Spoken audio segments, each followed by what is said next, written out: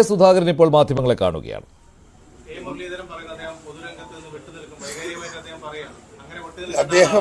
അദ്ദേഹം അങ്ങനെ വിട്ടു നിൽക്കേണ്ട ആളല്ല. അതാണ് ഞാൻ നേരത്തെ പറഞ്ഞത്.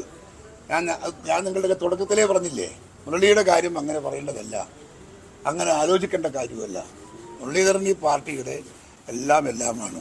ഞങ്ങളൊക്കെ അത്രയേറെ ബഹുമാനത്തോടെ കാണുന്ന കെ കരുണാകരൻ്റെ മകനെ നമുക്ക് മറക്കാനും നമുക്ക് ത്യജിക്കാനും സാധിക്കില്ല. ഞങ്ങളെല്ലാം ഒറ്റക്കെട്ടായി മുരളിയോടൊപ്പം ഉണ്ട്. വന്നിരിക്കുന്ന ഈ തെറ്റുകൾക്ക്, അദ്ദേഹത്തിൻ്റെ മനസ്സിൽ വന്നിരിക്കുന്ന തോന്നലുകൾക്ക് എന്തെങ്കിലും പരിഹാരമുണ്ടെങ്കിൽ ആ പരിഹാരം ഏത് സന്ദർഭത്തിലും പ്രാവർത്തികമാക്കാൻ KPCC തയ്യാറാണ് എന്ന് ഞാൻ അദ്ദേഹത്തെ അറിയിച്ചിട്ടുണ്ട്. നിശ്ചയമായി അന്വേഷിക്കാൻ പോകുമ്പോൾ പിന്നെ തൃശ്ശൂർ DCC അല്ലേ മറുപടി പറയേണ്ടത്. അവരുടെ കീഴിലല്ലേ ഇതെല്ലാം നടന്നിരിക്കുന്നത്. എന്താണ്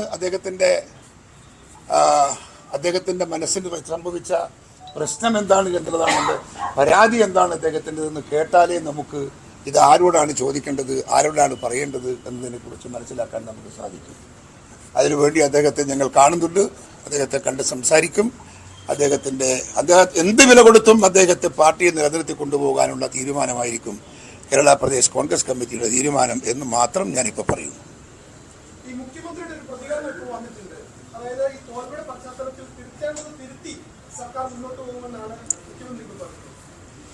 ഏത് തിരുത്തിയിട്ട്?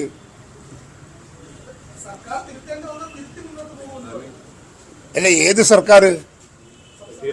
LDF സർക്കാരാ? ഇനി എന്താ തിരുത്താനുള്ളത്? എല്ലാം തീർന്നില്ലേ? ചൂട്ട വരെ കയ്യിലില്ല. എന്ത് തിരുത്താൻ അദ്ദേഹം പോണത്? ഒരു നാണോ ഇല്ലാത്തൊരു മുഖ്യമന്ത്രി എന്താ ജനങ്ങളോട് പറയുന്നത്? ഇത്രയും നാണം കെട്ട ഒരു പരാജയം ഏറ്റുവാങ്ങിയിട്ട് അദ്ദേഹത്തിന്റെ പ്രസംഗം. മറ്റൊരു മുഖ്യമന്ത്രിയാണെങ്കിൽ നോ കമന്റ്സ് എന്ന് പറഞ്ഞു പോകും പത്രക്കാരെ കണ്ടാൽ.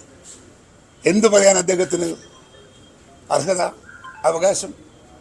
ഇവിടെ എത്ര സീറ്റ് അവർക്ക് കിട്ടിയത്? ഞങ്ങളെ വിമർശിക്കാൻ പിണറായി വിജയൻ ഒരു 100 ജന്മം ജനിച്ചാലാവോ?